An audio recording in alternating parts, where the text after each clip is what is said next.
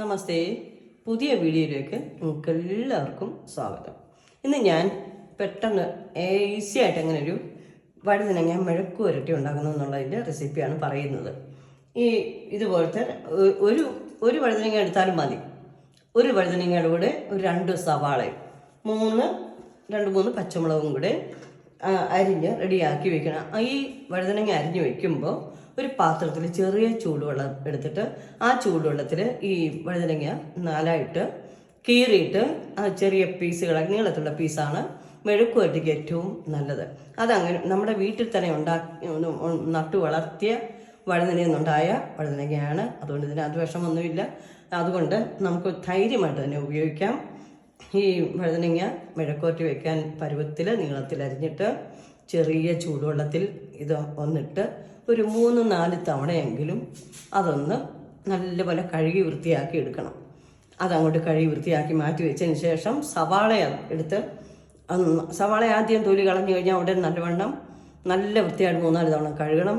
തന്നെയുമല്ല അതും നല്ല ചെറിയ ചൂടുവെള്ളത്തിലിട്ട് കഴുകണം. കാരണം വിഷാംശം അതിലൊക്കെ ആഡ് ചെയ്തിരിക്കുന്നത്. അതുകൊണ്ട് ആ വിഷാംശം പോകാൻ വേണ്ടി നമ്മൾ നല്ലവണ്ണം കഴുകി റെഡിയാക്കി അതിന് ശേഷം അതും അരിഞ്ഞ് ഒരു വഴുതനങ്ങ എടുത്താൽ അതിന് 2 സവാളയെങ്കിലും എടുത്തിരിക്കണം. ഈ 3 പച്ചമുളക് ഇട്ട് ഒന്ന് അരിഞ്ഞ് വെച്ചാൽ പാനിന് അങ്ങോട്ട് അടുപ്പിച്ച് വെച്ചിട്ട് ഞാൻ ഉപയോഗിക്കുന്നത് സ്വല്പം നെയ്യാണ്. ആ നെയ്യ് അങ്ങോട്ട് പാനിനകത്ത് ഒഴിച്ചിട്ട് ഈ അരിഞ്ഞ് വെച്ചിരിക്കുന്ന നമ്മുടെ വഴുതനങ്ങ അതിലേക്ക് ഇടുക. ഇട്ട് കഴിഞ്ഞ് ഒരു സ്വല്പം ഉപ്പും 1 സ്പൂൺ വെള്ളവും കൂടി ഒഴിച്ച് ഒന്ന് അടച്ചു വെച്ച് ഒന്ന് ആവി വന്നതിന് ശേഷം സ്വല്പം കുരുമുളക് പൊടി അതിലിട്ടൊന്ന് ഇളക്കി റെഡിയാക്കി എടുത്ത ആ മെഴുക്ക് പുരട്ടി നല്ല ടേസ്റ്റാണ്. വേണമെന്നുണ്ടെങ്കിൽ പിന്നെ ഒന്ന് ഡ്രൈ ആയി പോവുകയാണെങ്കിൽ സ്വല്പം നെയ്യും കൂടെ ചേർക്കാം.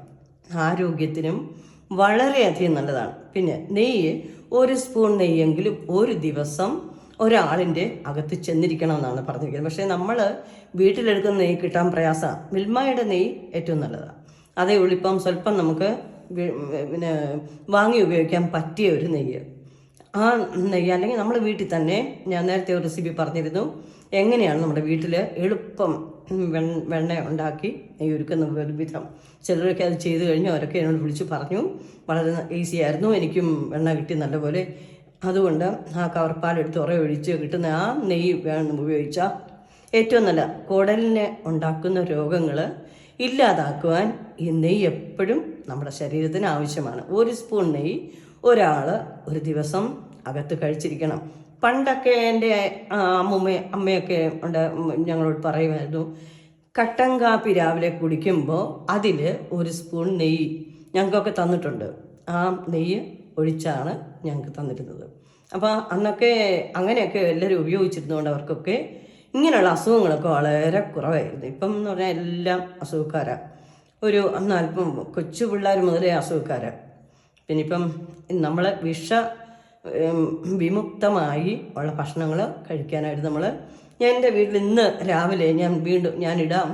ഇന്ന് 1 മുറം പച്ചക്കറിയാണ് ഞങ്ങൾ നമ്മുടെ കൃഷിത്തോട്ടത്തിൽ നിന്ന് പറിച്ചത്.